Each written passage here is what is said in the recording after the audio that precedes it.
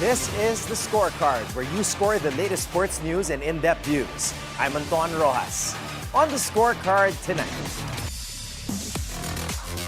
Ayala makes history, stuns Tauson in epic U.S. Open thriller. Djokovic survives Tien test, opens U.S. Open quest for 25th major. Checo Perez set for Formula One return with Cadillac. In Major League Baseball, Orioles' Cade Povich joins list of MLB pitchers calling out fans over disturbing death threats. Napheesa Collier erupts for 32 points. Lynx dominate Fever in her triumphant return 97-84. Jordan and Kobe signed card sells for record $12.9 million, making it the most expensive basketball card in history. And our sports correspondent Sheila Salaysay reports on why Brazilian star Leila Barros remains to be the Philippines' timeless volleyball heroine.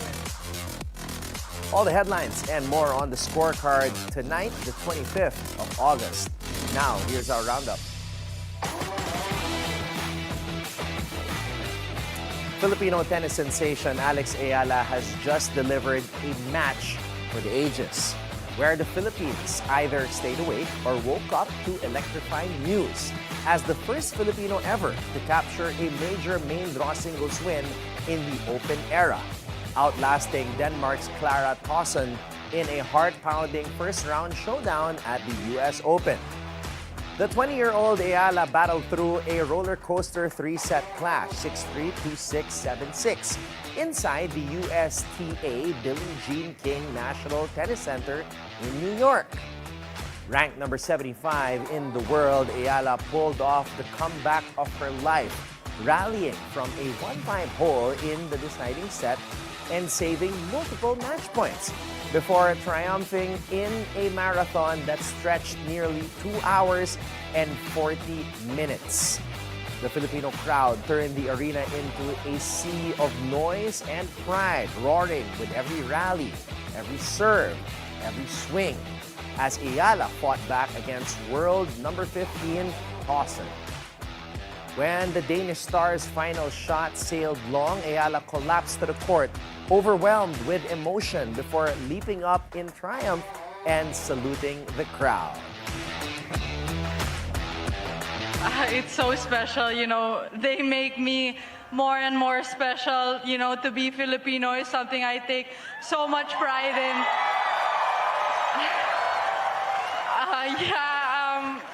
And I don't have a home tournament, so to be able to have this community here at the US Open,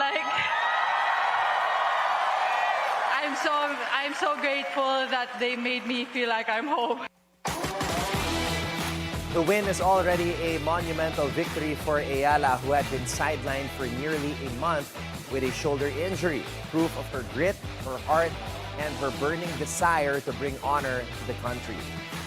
President Bongbong Marcos already sent his congratulatory message to Alex, saying the whole country is behind her in every battle. Up next in the second round, Ayala will either face American Claire Liu or Moldovan Spanish Cristina Buxa. Liu and Buxa battle in their opening match Monday afternoon in New York or early Tuesday, Manila time. One thing is certain, Ayala has announced to the world that the Philippines has arrived in tennis. Maria Sharapova was officially inducted into the Tennis Hall of Fame in Newport, Rhode Island, and the crowd erupted when none other than Serena Williams made a surprise appearance to honor her fiercest rival, celebrating a legacy of iconic matches and an unforgettable rivalry. The 5-time Grand Slam champion Sharapova carved out a legendary career with 36 singles titles and nearly $39 million won in career earnings. Her journey began at just 14 years old in 2001, setting the stage for one of the most iconic rivalries in sports. Who could forget those epic duels between Sharapova and Serena? They clashed 22 times from 2004 to 2019, with Williams dominating the head-to-head 22, including 8-1 in Grand Slam encounters. Yet Sharapova's two career wins were unforgettable, none bigger than her breakthrough at the 2004 Wimbledon final, as Serena herself declared,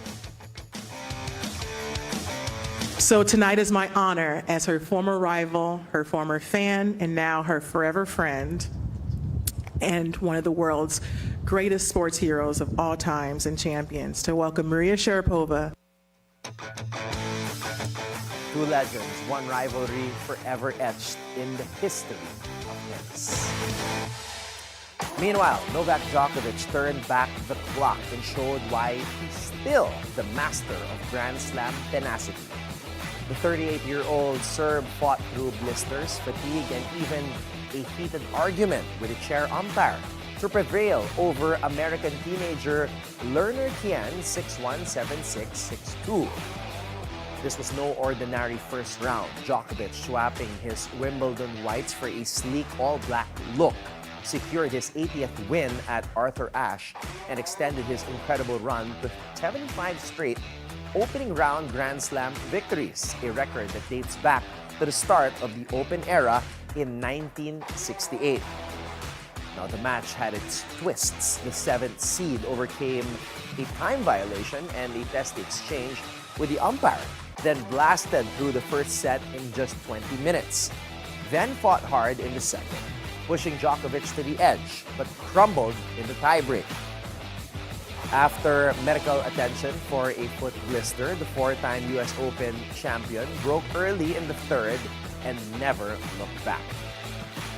Next up, Djokovic faces American qualifier Zachary Zvadja as he continues his relentless pursuit of a record 25th Grand Slam title. Mexican hero Sergio Checo Perez is revving up for a sensational comeback, and Formula One could be on the verge of a historic shakeup with the entry of a brand new team ripe for grid domination. According to reports, Perez has reached a multi-year deal to drive for Cadillac F1. The American team set to debut in 2026 as the championship's 11th entry. The agreement is expected to secure at least 2 seasons, marking Perez's return after a one-year sabbatical this 2025, a break he took to spend time with his family. The Guadalajara-born driver is poised to team up with Finnish veteran Valtteri Bottas, forming a powerhouse duo to lead Cadillac's bold entry into the world's most prestigious motorsport. Cadillac's pursuit of Perez and Bottas intensified in July when a stakeholder meeting solidified a strategy favoring experience for their debut season. Both drivers were reportedly about to be poached by Alpine as potential replacements for Franco Colapinto, but they dropped out, letting Cadillac secure the pairing. Unofficial confirmation of the lineup is expected as early as the Dutch Grand Prix next week, setting the stage for a formal launch that could turn heads globally. In a shocking turn of events in Major League Baseball is making headlines off the field as Orioles rookie lefty Cade Povich becomes the second pitcher this week to publicly call out fans for sending death threats. 25-year-old starter revealed on X a chilling message his wife received after his rough outing against the Houston Astros, where he gave up 4 earned runs in 4 2/3 innings of a 10-7 defeat. Povich, now 2-7 in his young big league career, stood firm and declared, "This stuff does not belong in the game."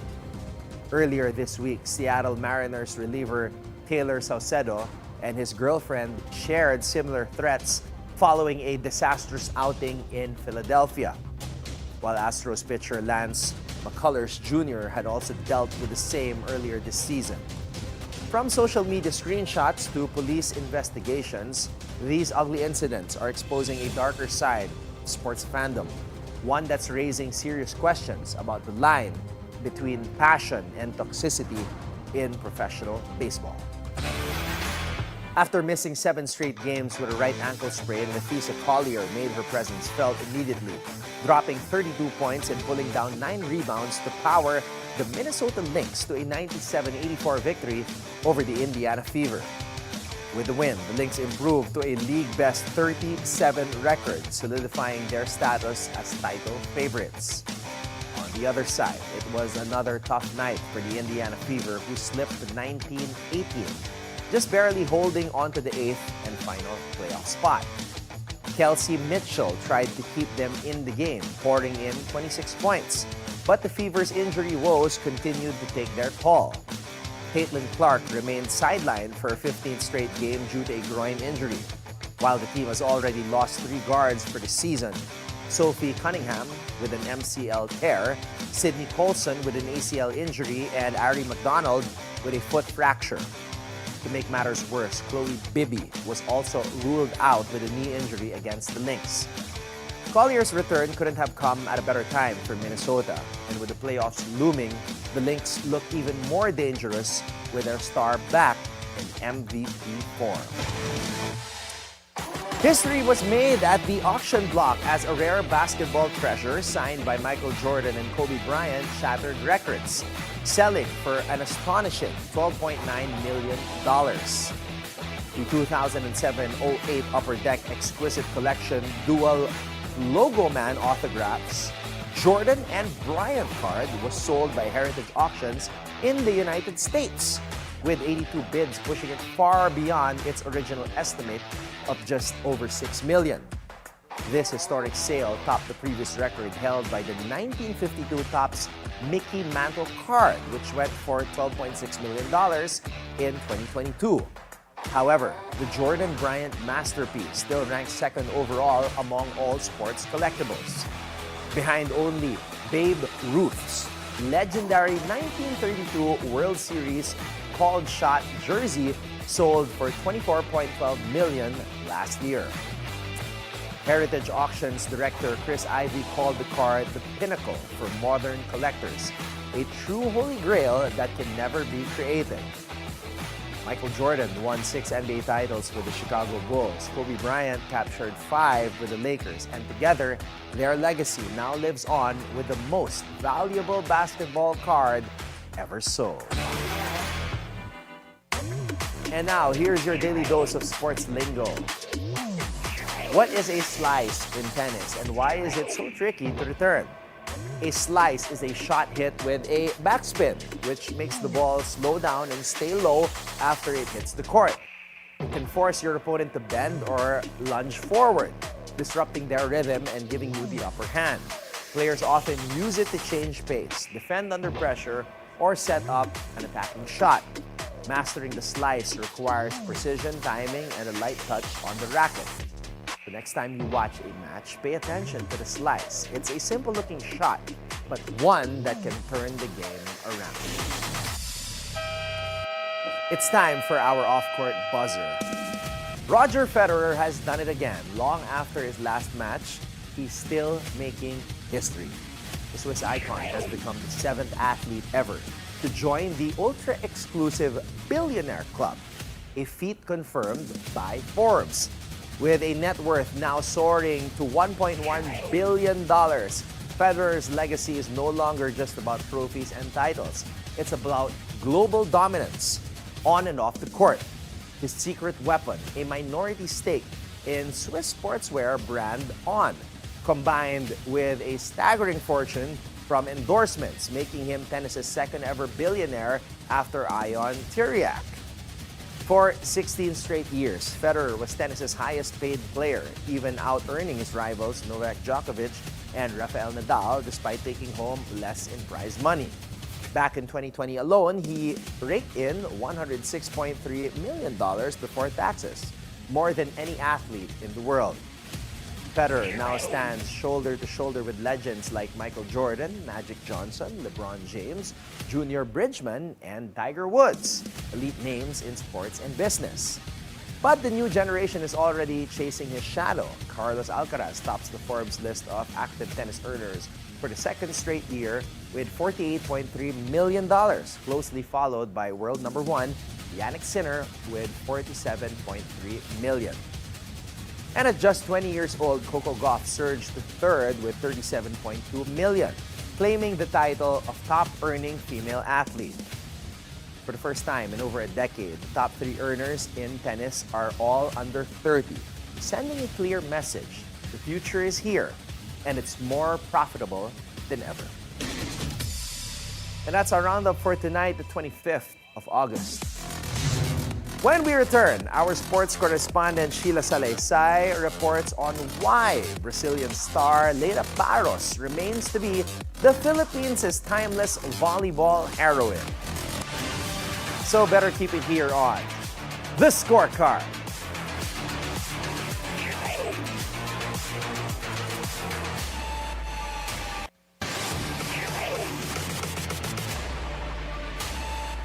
Welcome back to The Scorecard. When you think about volleyball in the Philippines, you think about passion, about fans who will fill arenas from the first serve to the last point.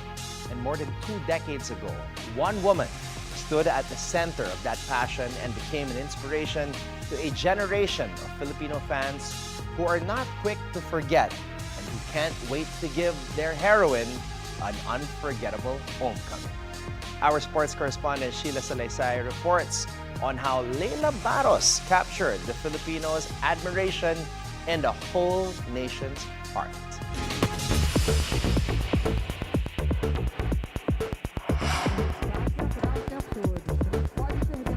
The Brazilian superstar, Olympic bronze medalist in 1996 and 2000,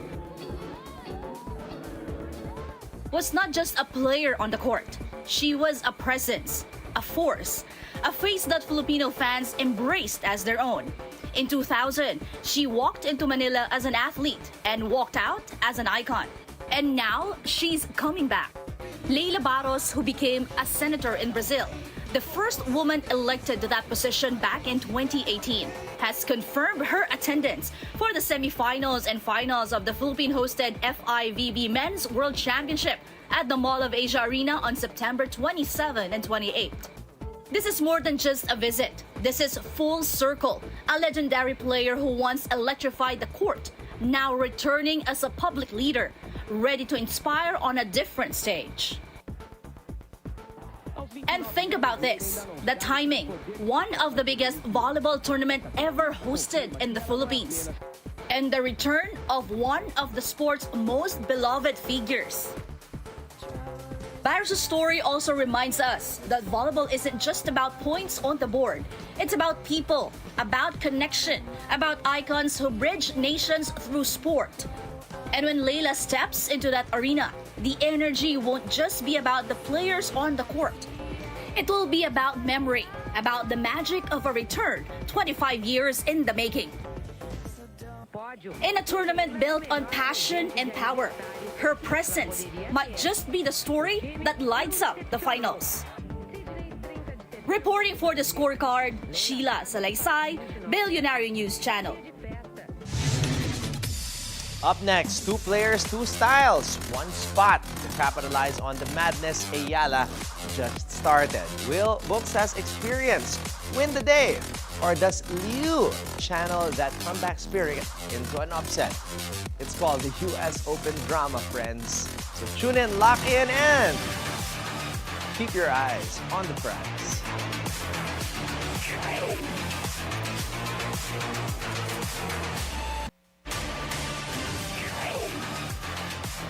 Welcome back to The Scorecard. It's time to keep your eyes on the prize.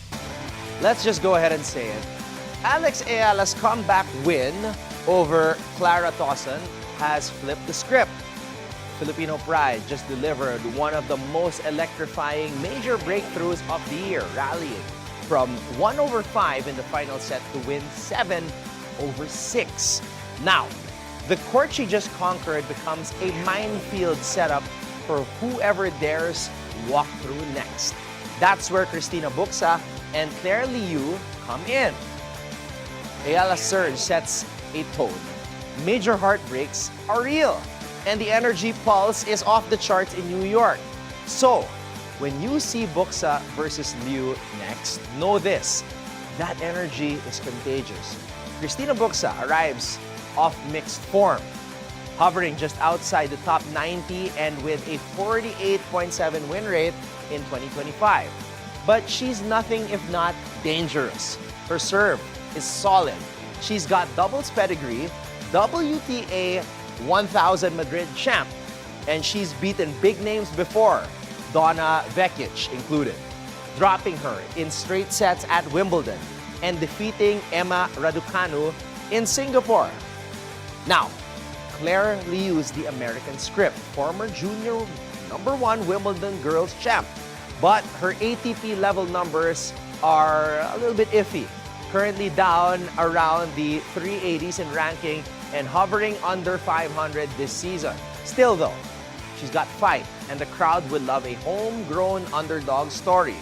Now in this matchup, it's not about name recognition, it's about who decides to seize the moment. Buxa, she's got the experience, the firepower, and doubles dynamism. Liu's got the momentum, grit, and the backyard crowd behind her. So whoever folds first, we're gonna see, and no one's gonna go home gracefully. And yes, that Ayala win does a lot of emotional heavy lifting here. It says the draw is wide open. A 20-year-old can wake up the whole tournament. And after the match tomorrow, someone's about to feel that buzz as we see the numbers right here. So stay locked in as the US Open brings the heat, Buxa brings experience, Liu brings fight. And with Eala making noise, the draw just got real interesting. Here's your match breakdown for New York tomorrow.